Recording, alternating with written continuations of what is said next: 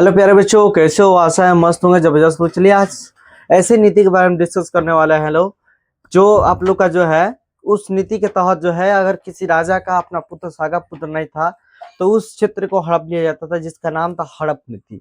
तो चलिए, तो सबसे पहले जानते हैं हड़प नीति का जो है कई उसका जो दूसरा नाम भी हड़प नीति का, जिसे हम लय नीति के नाम से भी जानते हैं, विलय नीति के नाम से भी जानते हैं, चुप नीति के नाम से भी जानते हैं मेरे भाई, डॉक्ट्रिन ऑफ लैक्ट्स के नाम से भी जानते हैं, और व्यापक सिद्धांत के नाम से भी जानते हैं। अगर आएगा आप लोग को व्यापक सिद्धांत क्या है तो वही पूछेगा, अगर किसी राज्य का राजा का अगर अपना सागा पुत्र नहीं है तो उस राज्य का जो है, उस राज्य का जो है ब्रिटिश सरकार द्वारा यानी हड़प नीति के द्वारा उस क्षेत्र को क्या कर लिया जाता था, जब्त कर लिया यानी रख लिया जाता था।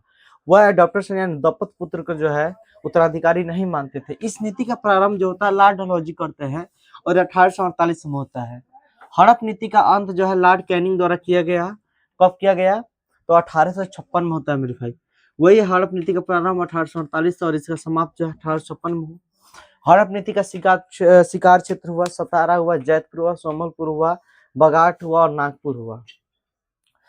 उसके साथ आता है हड़प नीति का पहला शिकार कौन था मेरे भाई? तो आप लोग का ध्यान रखिएगा, सतारा था, क्योंकि वहां के उस राज्य के जो है जो राजा थे उनके सगा पुत्र नहीं था। और अपने हड़प नीति के अनुसार अगर किसी राजा के सगा पुत्र नहीं है, अगर एडॉप्टेड सन है, तो उसको जो उत्तराधिकारी नहीं माना जाता था।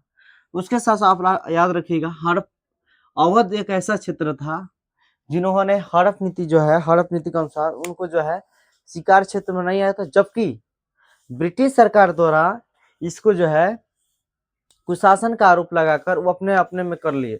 कब मिलाया? तो आप लोग का 1800, हाँ, अवध के जो है प्रथम शासक कौन थे? शहादत खां था। उसके साथ जब अवध अपने में मिलाया तो भारत का शासक जो है वाजिद अली खां थे। वाजिद अली शाह था, भारत के शासक थे जब अवध को अपने क्षेत्र में मिलाया। इसमें जो है हड़प नीति का जो है